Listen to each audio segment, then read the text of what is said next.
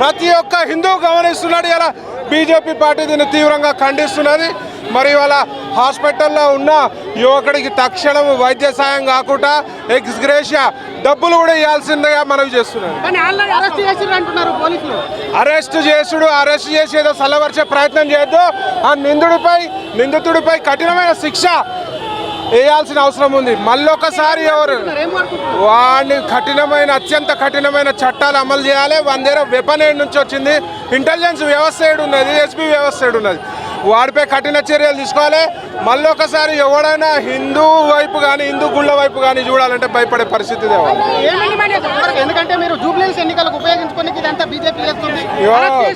ఎవడైనా పిచ్చ మాటలు మాట్లాడితే బాగోదు. జూబ్లీహిల్స్ ఎలక్షన్లు మీరు శాంతి భద్రతలతో సరిగా పాటిస్తారు. మీ చేతుల గవర్నమెంట్లో హిందువులపై దాడులు, హిందూ గుళ్ళపై దాడులు. ఇవాళ నిన్న ఇన్సిడెంట్ కాకపోతే ఇవాళ మేము రోడ్డుపై ఎందుకు వస్తాము? ఇవాళ గోరక్ష చేసేటోళ్ళపై అటగోలు దాడులు. పోలీసులు గోరక్ష సరిగా చేస్తే ఏదైతే సుప్రీంకోర్టు ఆర్డర్ ఉందో దాని ప్రకారమే చేయమంటున్నాం. రూల్స్ పాటించండి.